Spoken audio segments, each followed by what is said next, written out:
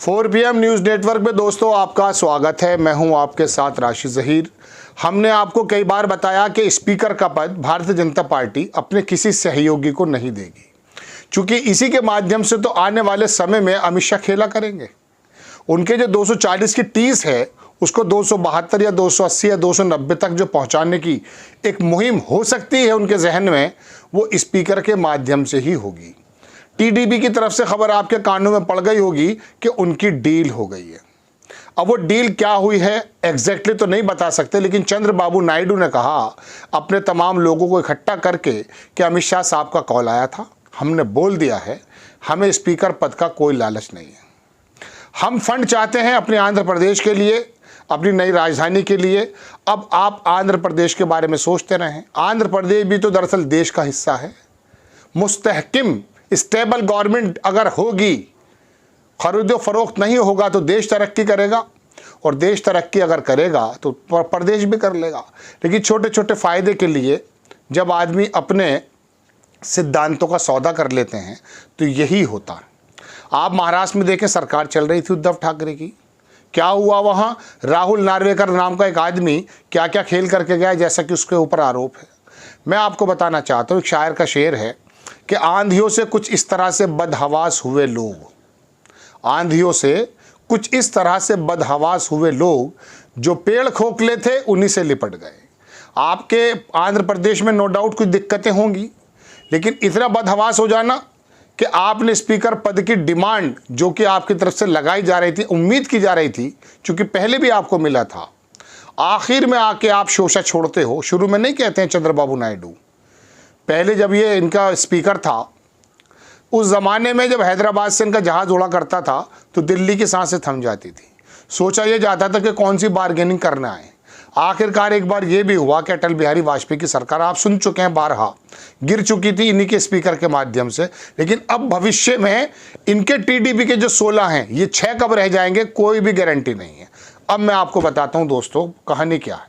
देखिए, ये जो है खबर मैं आपको दिखाता हूँ, डेक्कन क्रॉनिकल ने छापी इसे, हालांकि सत्य हिंदी ने भी छापा कि chief minister Nara Chandrababu Naidu made important remarks during the Telugu Desam parliamentary party meeting. अपनी मीटिंग में उन्होंने बताया कि उनकी ही got a call from union home minister Amit Shah, Amit Shah से उनको कॉल मिली regarding the Lok Sabha speaker. Speaker के बारे में सीएम ने शेयर किया समरी टोटल बात फ़ोन कॉल की पार्टी लीडर के बारे में ड्यूरिंग द मीटिंग के दौरान। नायडू ने कहा कि अमित शाह कॉल्ड मी, अमित शाह ने उनको कॉल किया और इलेक्शन स्पीकर के बारे में बात की। मैंने उनसे कहा कि TDP does not need it, TDP को ज़रूरत नहीं है। I said the state only wants funds, आप फंड, हमें स्टेट को फंड्स की ज़रूरत है। The state is financially damaged, I ask for help, the people of AP believed in alliance and gave it power. उन्होंने वही बात बता दी जो उनको चाहिए थी। अब अपनी राजनीति लोकल स्तर के एतबार से तो ये सुधार सकते हैं कुछ वक्त के लिए, लेकिन देश के अंदर जो हालात हैं वो क्या है आपको मालूम है कि इतना संभव भी नहीं है। मैंने आपको एक एपिसोड में बताया था कि स्पेशल स्टेटस या इस तरह की फंड्स का मांगना, 1 लाख करोड़ बताता, कोई 2 लाख करोड़ बताता, 3.5 लाख करोड़ रुपया कम से कम चंद्रबाबू नायडू को मिलेगा, तब जाकर वो अपनी राजधानी को बताएंगे। बस ये तारीख में नाम लिखाना कि राजधानी बना दी थी हमने अमरावती को। आप देखें, टीडीपी की स्पीकर पद में दिलचस्पी नहीं, आंध्र के लिए मांगा फंड। खबर में लिखता है अखबार कि लोकसभा में भाजपा की मर्जी के मुताबिक लोकसभा अध्यक्ष बनने जा रहा है। संसद का सत्र 24 जून से शुरू हो रहा है। पहले 2 दिन सांसदों की शुरू हो चुका है वो, तो ये बात तो हम पहले बता चुके थे। आपको बड़ा गरमाने की, गुदगुदाने की कोशिश की गई है सोशल मीडिया पे, ये कर दिया। टीडीपी ने एक शब्द अभी तक नहीं कहा था, और मैं ये खबरें आपके सामने लेकर भी नहीं आया हूँ। बस मैं इतना बताना चाहता हूँ कि हमने आपके सामने कहा था, ना टीडीपी की इतनी औकात है, ना नीतीश कुमार तो पहले से पैरों में गिरे हुए हैं जैसा कि दिखाई दिया था, तो उनके ऊपर आरोप भी यही लगते हैं। उनकी कोई पोजीशन नहीं है, मोदी जी के हाथ में बहुत सारी ताकत मौजूद है। हाँ, अंदरूनी एतबार से वो अपने आप को कमज़ोर समझते हैं, इसमें कोई दो राय नहीं है। 303 का इकबाल ख़त्म हो गया, 240 पे टिके हुए हैं, परेशानी है, लंगड़ी सरकार है, बड़े बड़े फैसले लेने की जो कोशिश करने की सोच रहे थे, ये कर देंगे विशेष वर्ग समुदाय के बारे में और दुनिया भर के बारे में, उसमें हो सकता है इन लोगों की गैरतें जाग जाएं। अगर ये लेकर आएंगे तो टीडीपी को मुसलमान भी वोट देता है। कहने का मतलब यह दोस्तों कि ये तमाम चीज़ें आपके सामने जो रखी जा रही थी वो सिर्फ एक बोगस बातें थीं, ये कुछ होने वाला नहीं है। मैं तो सिर्फ इतना बताना चाहता हूँ कि छोटे से फ़ायदे के लिए जो वक्ती तौर पर फ़ायदा है, केंद्र कहाँ से पैसा देगा? आप ये बताइए, खिचड़ी में घी हो या घी में खिचड़ी, बात तो एक ही है ना भाई। देश में पैसा हो या तुम्हारे प्रदेश में, बात तो एक ही है ना। आपने अपने सांसदों से कह दिया कि मैं 3-3 विभाग आपके पास बांटूंगा, आप पैसे लाने की कोशिश करें। कोई बंदरबाट चल रही है क्या? उत्तर प्रदेश को मिलेगा नहीं मिलेगा, राजस्थान को नहीं मिलेगा, आपको मिल जाएगा। और आप अगर स्पेशल स्टेटस जैसे बिहार कहता है मांगने लगेंगे तो होगा क्या? होगा क्या? दे सकते हैं मोदी जी स्पेशल स्टेटस? नहीं दे सकते भाई, पोजीशन ही नहीं है, खजाने में पैसा ही नहीं है इतना। स्पेशल स्टेटस का मतलब ये होता है कि जो मदद दी जाती है 90% माफ़ कर दी जाती है। 1 लाख करोड़ रुपया अगर उनको मिलता है तो 10,000 रुपया ही सिर्फ ये देंगे वापस, ये कंडीशन है। तो दोस्तों बात यह कि कोई आदमी अपना रोज़ा खोल लेता है बहुत कम चीज़ों पर। टीडीपी के बारे में, चंद्रबाबू नायडू के बारे में ये उम्मीद लोग लगा रहे थे कि ये काम, लेकिन मैं इनका इतिहास जानता हूँ।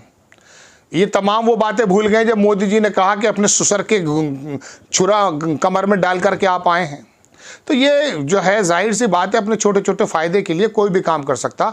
2 फ़ायदे और ले रहे थे लोग, उन्हें भी निपटा दिया है मोदी जी ने। मैंने एक एपिसोड बनाया था, एक नवीन पटनायक, बीजू पटनायक के लड़के, वो भी यही सोच रहे थे कि वाईएसआर जो यहाँ पर हाशिए पे पड़ा है इस समय, आपको जगन मोहन रेड्डी, ये भी लोकसभा और राज्यसभा के अंदर हाँ में हाँ मिलाया करते थे।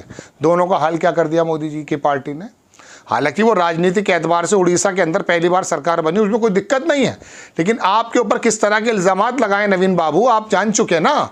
आपकी सरकार को तमिलनाडु के अधिकारी के माध्यम से चलाने वाली सरकार बताया है।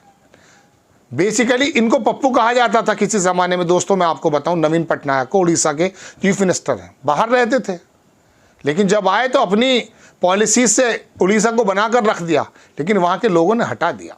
कहा साहब इनकी जो है हाथ भी हिल रहे हैं, वीडियो लगा दिया, वो प्रोपेगेंडा करके इनके पैरों के नीचे से सरकार खींच ली। उड़ीसा के लोगों को ये सोचना चाहिए कि जब प्रोपेगेंडा में आप आ जाएंगे, हिंदुत्व के प्रोपेगेंडा में आप आ जाएंगे, तो आपके लिए कोई काम नहीं करेगा। आप इन्हीं प्रोपेगेंडे में आते रहिए। ये हिंदी भाषी जो भी स्टेट्स हैं, उत्तर प्रदेश, गुजरात, मध्य प्रदेश, राजस्थान, उड़ीसा, बिहार और महाराष्ट्र, ये तमाम जगहों पर यही काम हो रहा है। आग लगाओ। खैर मैं अपनी बात पर आ जाता हूँ कि वो चंद्रबाबू नायडू के बारे में मैं आपको बताने के लिए हाजिर हुआ कि इनका ये नक्शेबाजियाँ जो चल रही थी वो ख़त्म है, और आपको इस तरह की खबरें सुननी भी नहीं चाहिए। ओरिजिनल बात यह है कि जो मैंने आपको बताई कि टीडीपी की प्रवक्ता टीवी पर बैठ के बता रही थी बड़े कॉन्फिडेंस में, अरे हमारा ही बनेगा, अलग अलग नहीं है हम लोग। और वो जो नीतीश बाबू के आदमी हैं केसी त्यागी, वो पहले ही कह रहे थे अरे तो इनका अधिकार है, इनका जन्मसिद्ध अधिकार है। अरे किसका अधिकार है, हमें मत बताइए आप। अधिकार ये था कि डिप्टी स्पीकर जो है 5 साल में होना चाहिए, मोदी जी ने किया। आपकी ज़बान में लर्जा आ सकता है केसी त्यागी, बता सकते हैं कि मोदी जी ने क्यों जो है डिप्टी स्पीकर जो है स्थापित नहीं किया? बोलिए। आकर के बातें करने शुरू कर देते हैं कि साहब ये वाला ये रीत है, ये विरासत है, ये जो है पुरानी वो चली आ रही है। बकवास बातें हैं। इन लोगों की पल में तोला पल में माशा होती हैं। इन लोगों का कोई धर्म ईमान नहीं होता।